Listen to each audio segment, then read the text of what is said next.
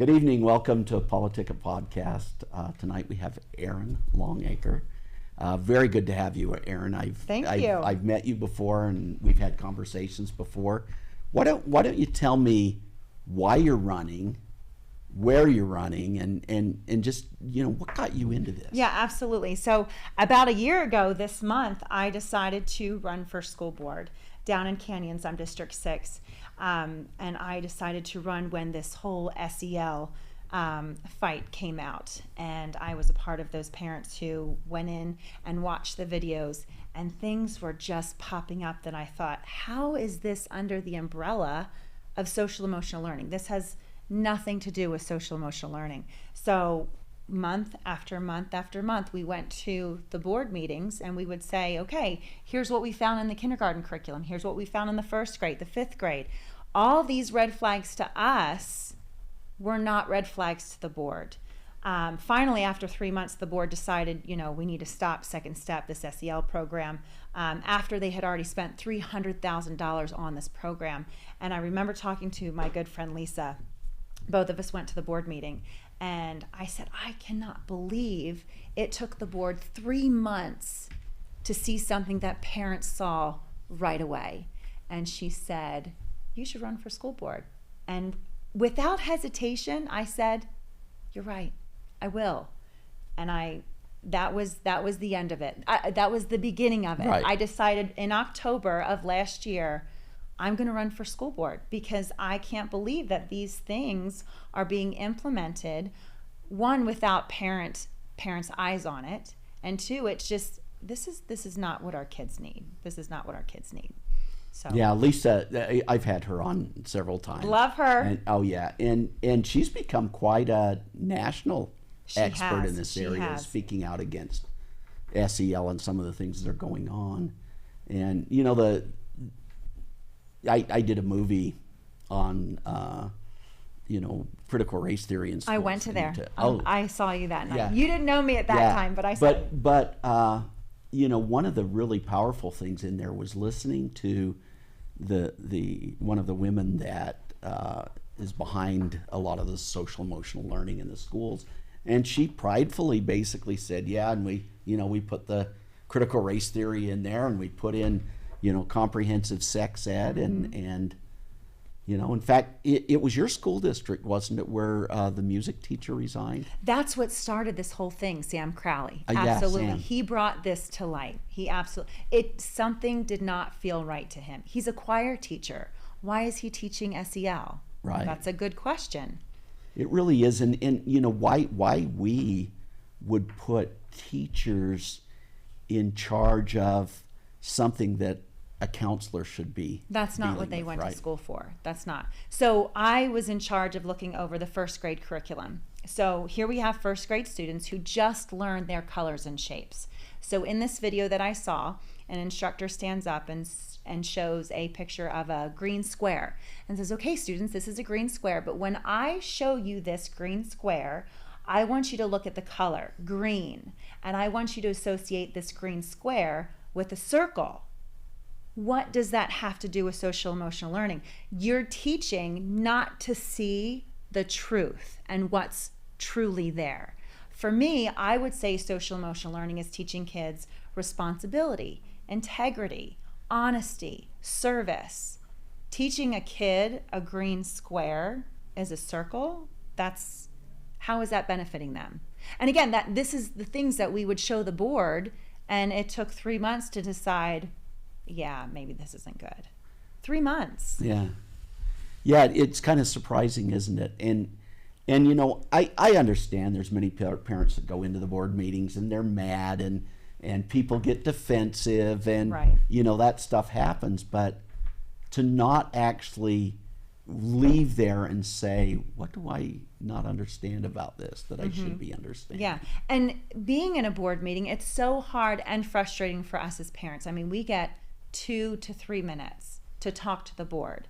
We need more than just 2 to 3 minutes. We want to see and understand, maybe the board knows something that we don't. Well, how can we talk about that in a board setting? We can't. I think that there should be town hall meetings throughout the year, not just in an election time. Our board members need to be more available to parents, teachers, administrators, so we can kind of come to the table and say, okay, here's our issue. What are you seeing that we're not seeing, and why aren't we coming to a solution, you know? Yeah, and as a board member, don't you feel some obligation to, when a parent brings an issue that you know nothing about and they're very emotional about it, wouldn't it be a good idea to maybe talk to them some other time too? Yes. To find out what they left out in that 3 minutes they talked to you? Absolutely. Absolutely. Yeah, I think as board members, we need to raise the bar a little bit. I mean, we need to rub elbows more with our teachers and our parents. When everyone is at the table, everyone feels included, they feel heard, and I think that's, when I go door knocking, that's the biggest thing I hear. I don't feel heard. I'll send emails. I don't get a response, or my board member assumes what I feel just because they know I feel about this way on SEL. But you know, Chromebooks, I have this opinion, and I'm not listened to. I'm not heard. We need to be more available. Yeah, it's funny that a curriculum that talks about inclusion and equity isn't very inclusive of ideas that vary, right? Yeah. So what other things are you kind of thinking about in terms of what you could do on the board that somebody else is not doing? I think that we need to raise the bar a little bit on what we expect from our students. I know that COVID, it's kind of thrown a wrench in things. We don't have the expectations that we had before. I've talked to some teachers and they have said to me, kids will walk in late and I can't mark them tardy. It's okay. It's almost like a free for all. We need to have clear expectations and consequences. Our kids will rise to the occasion if we have that. Boundaries are love. I mean, when we show boundaries to someone, there's a clear expectation. This is what we expect. If you don't follow it, these are the consequences. And we've kind of lost that in schools a little bit. And I talked to my board representative, and I said, "Well, why is this? Why does it seem like the kids are running the school or the district? There's no boundaries." And she said, "Well, it's legislation," and that doesn't really sit well with me. I mean, let's not hide behind legislation. And if it is legislation, then let's go talk to the legislators and say, "Hey, we've got a real problem here. How can we fix this?" The feeling, quite frankly, the feeling on the part of legislators, especially the more conservative ones, which we have a supermajority of Republicans, right? I think there's a real desire to move those decisions down as close to the children as we can. Absolutely. Right? The more local that we can bring it, I think the better off we'll be. We know as parents, as district members, as teachers, what's going on in the school. And then, like you said, the further up we get, we kind of lose touch a little bit. Yeah, and I think that, I think it's really important for us to have school board members that take initiative. Yes. That basically say, you know what, this is going to stop at me. Mm-hmm. Right? Absolutely. I'm gonna do what I feel is right for our kids. Mm-hmm. And I'm gonna get support from local parents. There's nothing better than that. No, and I think that parents can make all the difference. And I say that not downplaying anybody else that's at the table in education, because I know I've heard some people say, well, what about teachers?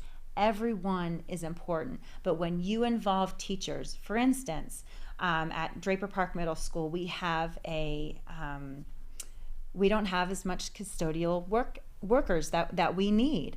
I was talking to a custodian and he said, we have 13 minutes between lunchtime to get all the tables and all the floor cleaned up. It is impossible to get that done. Bring in parents. I would love to go to school and embarrass my daughter and be there during lunch and help out the custodians. Like, if we involve parents, everyone knows that there's a shortage everywhere. So let's be bold and let's ask parents, hey, we need some help, and these are the areas that we need help. What can you do as parents? Bring the parents into the school. Help out. When we all work together, more things are accomplished. Yeah, perfect. I think that's important, and what that takes, those leadership, right? Right. There are parents that are ready and willing to be involved. Sometimes they just need to be asked to, or pushed a little bit, if you will. But we're out there, and I think that needs to happen. Well, we're going to take a break, and we'll be right back. I'm Erin Longacre, and I'm running for Canyons District 6. I truly want to raise the bar in what you expect out of your school board member. I'm there in your schools. I'm a homeroom mom. I'm a PTA member, and I want to be there for you in your voice on the school board. I want to bring everyone to the table. When we work together, so much can happen. Thank you so much. Vote Erin Longacre. Welcome back. We're here with Erin Longacre, and You got it again. Yeah, it's so fun to talk to you. Let's talk a little bit about where your passion comes from, and why are you really putting yourself out there? You know, it has been so exciting. I would not take anything back out of this whole campaign. I have met so many parents, moms and dads, who are putting their hat in the ring to run for school board, because this is where change is going to happen. Grassroots. We want to get back to basic traditional education. I'm having conversations with my kids that are coming home from school that were much different 5 years ago, because things are creeping in, and the focus has been mental health, which is important, but that's been the focus at school, mental health and social emotional learning. Let's get back to why parents actually send their kids to school, and that's for academics. We need to shift back to reading, writing, arithmetic, and history. If you've watched Canyon School Board, it has been weeks, if not months, since they have talked about academics. Where's our shift? Where's our focus? It's academics. That's why parents bring their kids to school. You know, I've really found that there's an awakening across the state, honestly, because I was helping our local candidate for the state school board, Joe Carey, and luckily we sailed through the county convention. He got like 75% on the first round against the incumbent and one other person. And then his Democratic opponent just pulled out. Well, why I say that is that I would go to his events, just a school board event with the caucus people. We'd get 30 to 35 people every single time. That's never happened for a school board race, right? I mean, candidates running for House don't get that many people showing up. Well, there's been a shift all over the country. 4 years ago, were there parents filling up board meetings? No, because we didn't have to. But now these things are being crept in, and parents may feel like they have to babysit the schools and the school board to see what is actually being taught to my child. We didn't have to do this years ago, but now there's a shift, and we are, and that's why you have all of these parents that are running for school board. So can you as one person change that school board? No, you can't, not as one person, but you have to work together. In my district, there's 7 people on the board, okay? And it's great because you have seven opinions, and you can look at each of those opinions and say, okay, collectively, what can we do to make this work? What is the best for the kid? What's the best for the teacher? What's the best for the parent? And I think that we're not working quite together. Again, going back to our school board, I mean, you've seen these meetings, and they're switching seats. One week they're sitting next to this person. I wonder why that is. Are we able as a board to get along? That's debatable. That's debatable. If you can't get along from the top, how do you expect that to trickle down to the schools? You know, one interesting point, when you think about what you were saying before about getting back to the basics, I think you'd have very little disagreement with people on the board about that. Right. And you would have a lot less parents pulling out of schools. If you were to ask me, what do you think the biggest concern is with schools right now? Well, I know that my school, my middle school, they had 150 less 6th graders coming into the school. We need to ask ourselves why. Is it because we don't have as many kids coming in? I mean, we're in Draper. It's hard to afford a house like that. Maybe we don't have enough families coming in. Or is it parents pulling out and homeschooling and going to private schooling because they don't want this stuff in education that doesn't belong? We need to ask ourselves that. Yeah, because I don't think you'd see people fleeing from the schools if their kids were really getting good training in math and science and reading and writing. Right. And if that's what they focused on, it would be very different. Yes. I think Canyons No offense to any other candidate that you've had in here, but I think Canyons is one of the best districts that we have in the state. And there's of course there's room to grow, but there's also lots of things to be celebrated as well. As far as the academics and everything Yes, else. I mean, we have the SALTA program, for the gifted students. Sports is really big in Canyons, and we've done such a great job in trying to involve students as many ways as we can, whether it's the arts or sports or academics. We've done a great job in that. And so in that respect, you think that if you could just pull out some of this other peripheral absolutely. stuff. Absolutely. I think a lot of districts too firmly believe that's pushed on them and they have to do it. Yes. And hopefully we'll get some changes at the state school board level. Fingers crossed. To crossed. change some of that, right? Yeah. But so if you could make a pitch out to people that are going to vote for you for sure, what are you going to say to them? Absolutely.